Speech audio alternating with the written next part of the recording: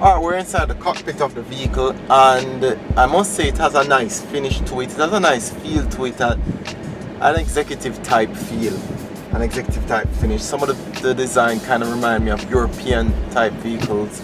So if you look around, you see a little chrome finish here and there.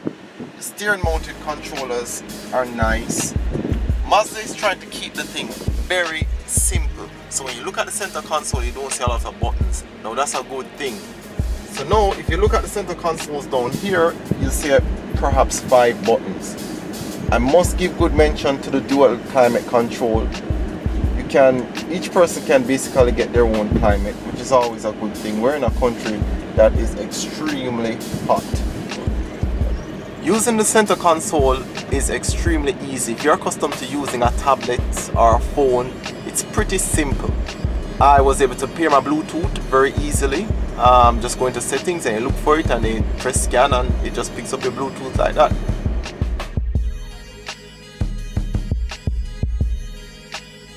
Once you have synced your phone via Bluetooth, you can get access to your email, text messages, or anything else that's on your phone.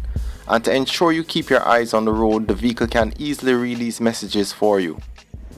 Subject: now trending. Kickstarter campaign exceeds goal with $125K in one day. Message: another notable feature is the voice dialing. This is something many manufacturers struggle with.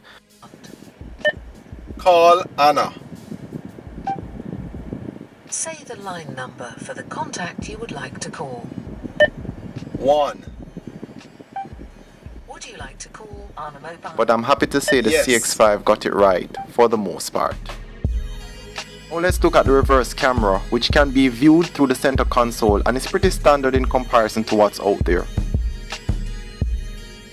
The driver's seat can be adjusted digitally with the option of entering 2 seating preferences in the vehicle's memory. Simply press set, then press your preferred number. Now whenever someone drives your vehicle, you don't have to go through the hassle to find your favorite seating position.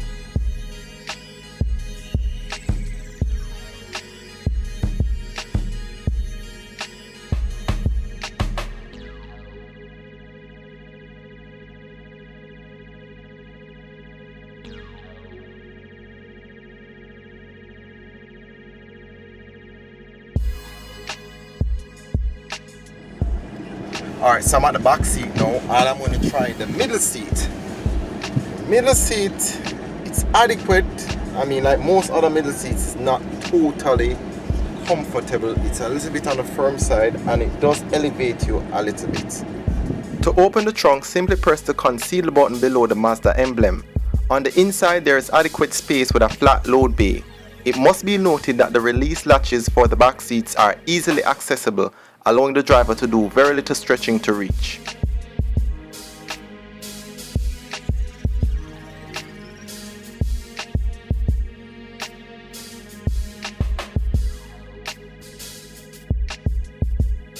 Now that we're finished with the trunk, let's move on to driving this vehicle. The vehicle has a very high ground clearance, which is great for hilly terrain as well as our potholes. It also means that you might have to go a little slower around corners than you intended. As for the ride, it was very comfortable for the most part. However, I found that the leather seats were a little on the firm side. The vehicle has 2 basic modes, normal and sport. If you want to save on gas, go with normal mode. However, you're definitely going to have to put it in sport mode if you plan to do any serious overtaking. And for those who plan to do a lot of night driving, the headlights turn at a 15-degree angle that corresponds with the motion of the steering. If you want to channel your inner race driver and access the Tiptronic, pull the gear lever down to drive and shift it over to the right. If you're not a fan of this, simply keep the vehicle in drive and activate the sport mode. Let's get back to the steering wheel. Now Mazda has begun making some standard parts for its vehicles to cut down on production costs. Hence, with all CX-5 models, the indicator will be on the left and the windshield wiper on the right. This is the reverse of what we are accustomed to, especially from Japanese manufacturers. Another quick point is, unlike traditional wiper sprays, which flows in a straight line, this one sprays as a mist for a wider reach. Here are some specs if you're considering buying this vehicle.